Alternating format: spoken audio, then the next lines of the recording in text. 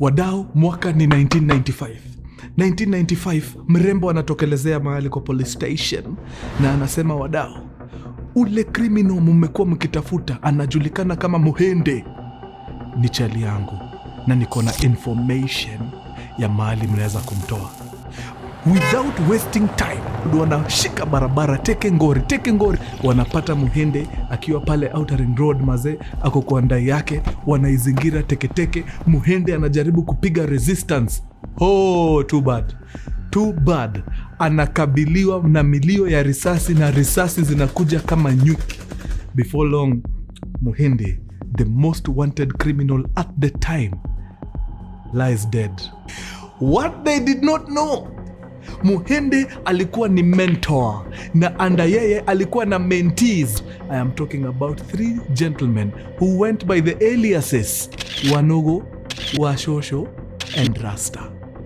Like after Muhende died, these guys made it their business kufanya Kenya itambue ya kwamba they did a mistake killing their mentor. So serikali wakashikana, wakaunda kikosi. Watu wa intelligence wamefanya mambo yao, washa relay information ya kwamba Wanogo na Washosho wameonekana kwa gari wakielekea pande ya wapi? Rongai. So wanaenda nayo, wanaenda, wanafuata tu, wana keep distance mzuri, wanajua leo ndio leo. Kile hawajui ni kwamba pale mbele kwa hiyo gari, Wanogo na Washosho wanashinda wakipiga macho hapa kwa side mirror, wana discover, wait a minute, kuna gari hapa nyuma. So majamaa wanaweka gari kando, wanashuka mazee na meshinga, wako na maganza hapo fiti, wanatoka, then wanaenda mazee, wakikaribia hiyo gari wanatoa magano, wanaambia wase ni aje, shukeni, inda ndio tunataka, nyinyi hatuna haja na nyinyi, wachilieni tu gari, si tufanye mambo yetu. They have no clue that they are not robbing civilians. So without wasting time, Alfa Romeo wakatoa mabunduki pia, wakaambiana, makosa ni yetu, hatukuambia sini tumekuja kuwatafuta kaka lea bebe kule ni mahindi. So risasi. Wakajaribu kujificha na ile gari yao, wamepaa kuko mbele nini, but unfortunately for Anthony Ngoge aka Washosho, it was the end of the road for him. Kapigwa risasi kadhaa, akaanguka pale chini and he breathed his last. Wanogo akaona, siwezi wacha mwenzangu hapa na hii bunduki. Uongo mbaya, bunduki naenda nayo. So akapiga mambo zake hapo, akagrab hiyo AK47, shwa, akaingia mitini. Rapa mazee, Alfa Romeo, okay, tumeangusha mmoja, lakini una imagine ingekuwa jackpot inakaaje kama tungewapata wote at the same time. So akasema, idhuru, wacha tupate huu moja, tumeshukuru, huo mwingine we are coming for him. Wanogo akaenda Nakuru. Sasa Nakuru alienda akaingia katown kadogo kanaitwa Kafatine na akakula vako pale.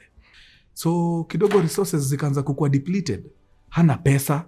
Ikakuwa lazima atafute strategy, ajue vile atapata bunduki na pesa kidogo, at least afanye mawantu arudishe pesa kwa mfuko angalau. At that particular time, kuna mtu kwa hii kikosi alijiita mkutano, akajiambia, hapa vile kunaenda, vile naona polisi wamekaza boots, hapa tutaangushwa. So mimi wacha tu nijitoe mapema. Siko sure nataka kukufa na risasi ya polisi mimi. Hii mambo ya uhalifu wacha niachane nayo. Anaenda mpaka CID. Anaenda anasema, mimi nataka nikue timu yenu. Naweza fanya nini nikue timu yenu? Toka hapo, rudi huko Nakuru wewe. Wanogo amesota. Anapiga simu, anapigia one of his associates, anamwambia, buda, maze, niko hapa Nakuru, place inaitwa Kafatine, nimekaa mbaya, na need kufanya 1-2 nipate kashamshing, ndio niache kuishi kama nguruwe bana, niko mbaya. Jamaa anamwambia, worry no more, you know why? Because I got you. Wakurugenzi, Wanogo alipigia nani? Wanogo makes the ultimate mistake of calling this one guy mwenye ameamua, dikweda, mimi nimeamua kuchezea pande ya polisi. So na call Serone anamwambia, buda, na Wanogo ako Nakuru, town inaitwa Kabatini. Very fast, without wasting time, Serone Daniel anachukua nguo overall, anavaa ya kuficha rada. Daniel Serone anaingia kwa kona, anavua overall yake, anavaa sports attire, ni kama hizi track suits na nini. Anakaa mtu mwenye ako mazoezi, ana stack guns zake safi, ammunition anaficha sawasawa. Hap, ana point, anaambia tu Wanogo, hands up. Hands up! Hands up ni anti yako. Pa. Mimina marisasi hapo kweli kweli. Marisasi zililia hapo in a span of a minute and a half. By the time kuna nyamaza, watu wawili walikuwa pale chini wamededi. Wanogo na demi yake. Demi yake ameshikilia pencils na exercise books. Wanogo wako hapo na bunduki yake iko kwa ground, amededi. Polisi wamemaliza kazi. Ni kazi yako walikuwa wanafanya.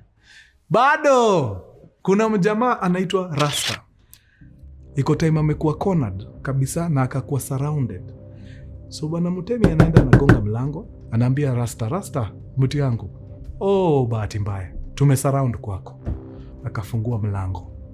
Lakini hiyo mlango ilifunguka hivi, Mutemi alikutana na mazo ya AK-47.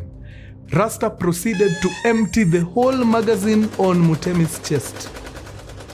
Hawa makara wengine walitoka mbio wakaingia vichaka deadly. Rasta alifunga mlango, akaruka corps ya askari na akatembea like nothing happened, na akadisappear akaenda. Weakness moja, Rasta was addicted to snuff. Seronei akagundua hiyo intel, okay, so tobacco hezi kabila so track family members. Watrack tu. Gundua sister moja kwa duka ya tobacco. Akajua hakuna vile mdema anaweza kuwa na nini ingi hiyo kitu. Mtu wa tobacco utamjua tu na meno nini, you know. Akajua huyu ametumwa. So nini trail, fuata mtu. Sister anachukua tobacco, anakimbia vizuri nayo, vizuri, anaenda nyumbani kwa kina Rasta. Anaenda anapatiana nini tobacco huko. Very nice. Daniel ashapata location mahali mtu wake yuko. Daniel anarudi, ana assemble kikosi. Rasta mazeni hatari, akasikia kuna activity. So akatokelezea teke na gani yake mazee. The first bullet out of Rasta's gun straight mpaka kwa ofisa wa flying squad. Chini.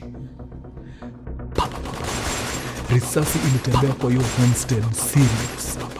By the time inatulia, Rasta alikuwa hapo chini. Wakakimbia pale kwa Rasta, wakajaribu kumuongelesha, mtu yangu, mbona unaleta shida? Si ungesarenda tu, tuone vile tutasaidiana.